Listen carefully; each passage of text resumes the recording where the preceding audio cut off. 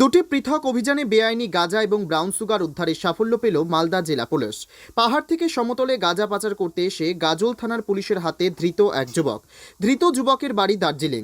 গতকাল গভীর রাতে কদুবাড়ি এলাকায় 34 নম্বর জাতীয় সড়কে হানা দিয়ে গাজল থানার পুলিশ ওই যুবককে মোটর বাইক সহ গ্রেপ্তার করে। এরপর তল্লাশি চালিয়ে তার কাছ থেকে উদ্ধার হয় প্রায় 17 কেজি গাঁজা।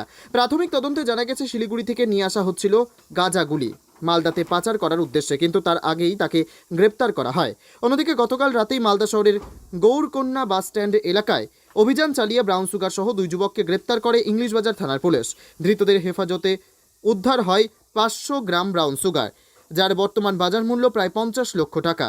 ঘটনায় গ্রেপ্তার করা হয়েছে আসমান আলী ও এমডি কারিম শেখ নামে দুই যুবককে। তাদের বাড়ি কালিয়াচক থানার শাহবাজপুর এলাকায়। দুটি ঘটনারই তদন্ত শুরু করেছে police. Bureau report, P B news. ইভল্যান্ড নার্সিং হোম, এখানে যে কোনো রকমের চিকিৎসার বিশ্বস্ত প্রতিষ্ঠান। খুবই কম খরচে বিশ্বমানের চিকিৎসা প্রদান করে থাকে। আপনাদের পরিষেবার জন্য এখানে 24 ঘন্টা জরুরি বিভাগ, এছাড়া স্বাস্থ্য সাথী কার্ডেও পরিষেবা প্রদান করা হয়। আজই যোগাযোগ করুন ইভল্যান্ড নার্সিং হোমে। ঠিকানা নবাবহাট মোড়, বর্ধমান।